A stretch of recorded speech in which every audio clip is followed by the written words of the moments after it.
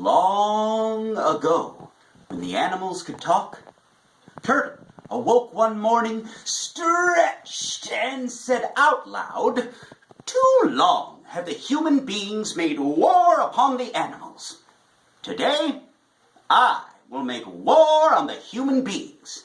And so Turtle took some clay and painted his cheeks red and climbed into his canoe, and he paddled off down the river. He had not gotten far when he came upon a strange figure standing on the bank.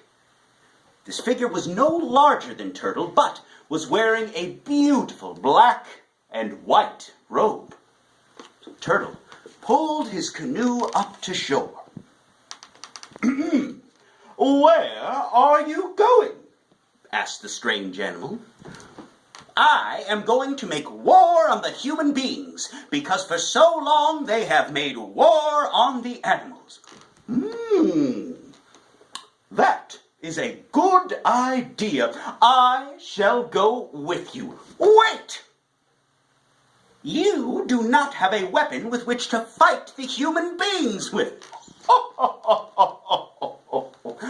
"Oh, yes, I do. I have a secret weapon." And just then, this strange animal turned around and sprayed Turtle with his secret weapon. Turtle fell right out of his canoe, which was probably a good thing, because that strange animal, whose name was Skunk, had a very powerful weapon indeed. Whew. Oh. "All right," said Turtle. "Get into the canoe." And so the two warriors climbed into Turtle's canoe and paddled off down the river. They had not gotten far when they came upon a village of the Haudenosaunee. On the banks of the river, the young boys of the village were practicing their games of war. They were throwing spears, running races, and shooting arrows. Thought Turtle. "If we attack now, the human beings will be so afraid they will run away and we will not have a chance at them. We must surprise them."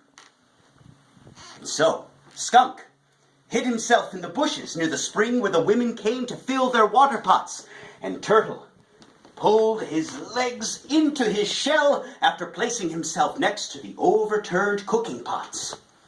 Before long, a woman came down to the spring, and just as she reached down to fill up her water pot, Skunk jumped out and sprayed the woman with his secret weapon.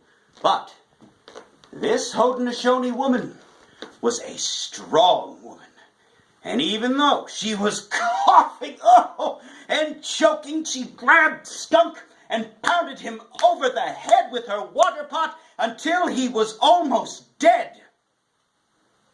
And then she staggered back to the village. And that is why, even to this day, Skunk has a very small, flat head. Now, Turtle was the only warrior left, and he lay among the cooking pots waiting for his chance. Before long, a man walked down to the cooking pots, and just as he reached down, Turtle shot his head out of his shell and bit the man right on the leg. "Ah!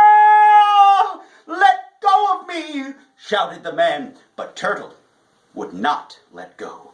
So the man grabbed a big stick and began beating Turtle with it as hard as he could on the back of his shell until Turtle's shell cracked in many places.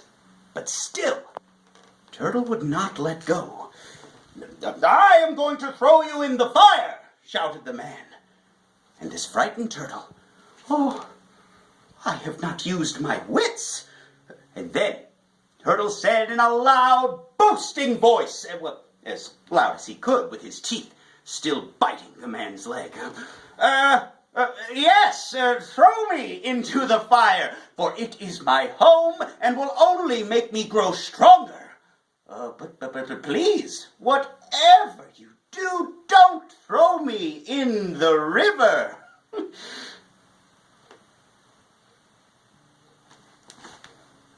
Aha!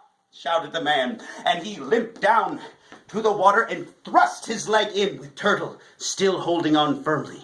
And Turtle waited till the water was deep enough. Then letting go of the man's leg, he swam away as fast as he could.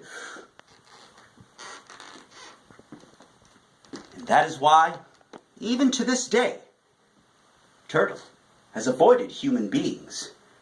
Though he still wears the red paint of war upon his cheeks, his cracked shell reminds him of the day that he tried to make war on the human beings. And that is how that story goes.